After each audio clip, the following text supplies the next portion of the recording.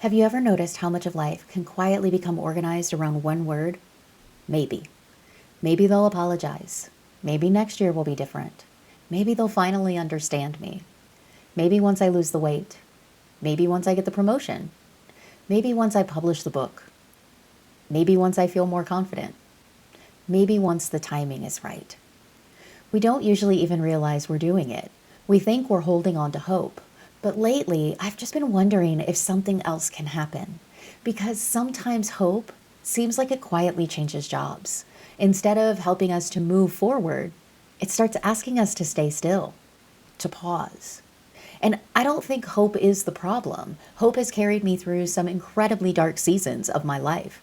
Hope helped me to imagine a future I couldn't see yet. It reminded me that what I was living through wasn't all there was. I wouldn't be here without hope.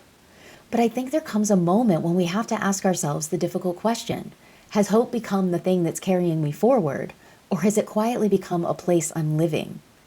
And so this week, I wrote an essay on my Substack called Waiting on the Shoulder.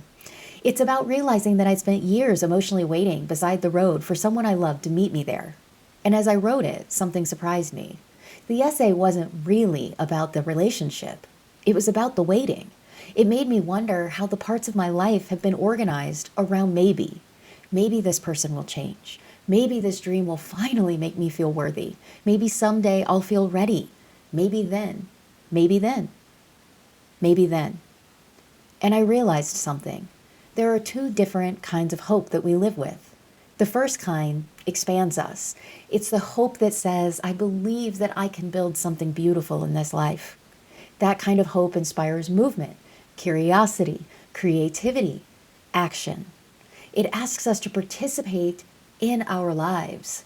But then there's another kind of hope. It's the kind that quietly whispers, I'll start living once. Once they choose me. Once I heal. Once I know for certain. Once I'm no longer afraid.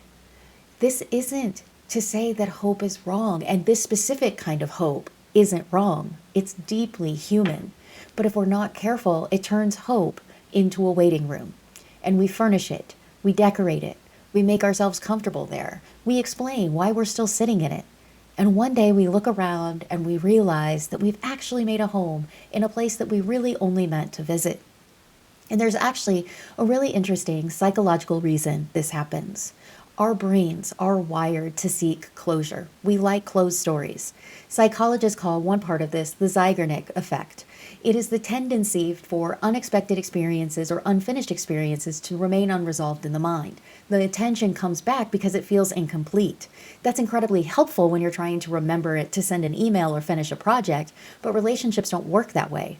Sometimes the unfinished story depends on someone else's choices, on whether or not they apologize, on whether or not they actually understand us, on whether or not they show up, on whether or not they are willing to change. Our brains don't always know how to set those stories down because they're waiting for an ending that isn't ours to write. So if you've ever felt like you're emotionally circling the same relationship, the same event, the same conversation, or the same possibility, you're not holding on out of weakness. Your nervous system is trying to finish an unfinished story. And the problem is that some stories never receive the ending we hope for. And that realization changed something in me.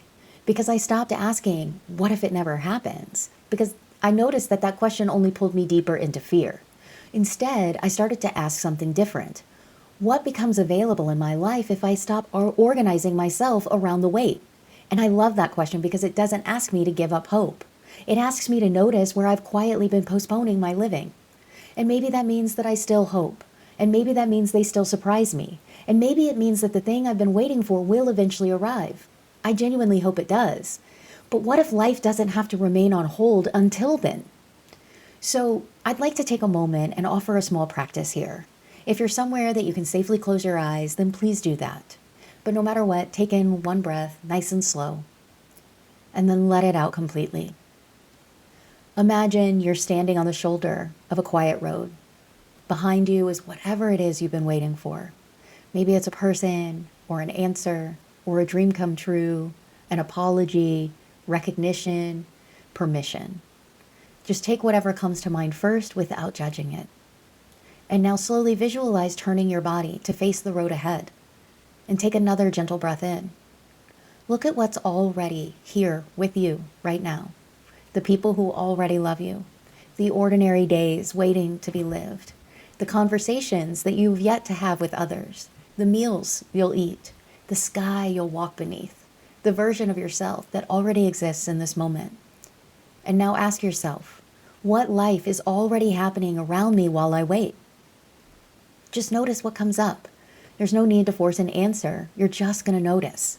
And then in your mind, choose to take one step forward. You don't have to let go of hope. You can just decide that your life deserves to move while hope rides shotgun.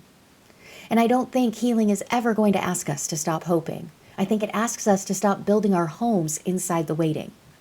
If your eyes are closed, please open them. I'm grateful for hope, but I've learned something. It has to remain a traveling companion. It can't become my home. So whatever you're waiting for, I truly hope you receive it. I hope the apology comes. I hope the relationship heals. I hope your dreams unfold in ways you never imagined. But even more than that, I hope you don't miss the ordinary, beautiful life that's already unfolding around you while you wait.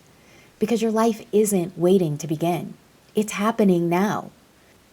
If this resonated with you and you'd like to learn more about letting in joy, wonder, delight, ease, rest after living in survival mode, I hope you'll subscribe. I'll see you next week.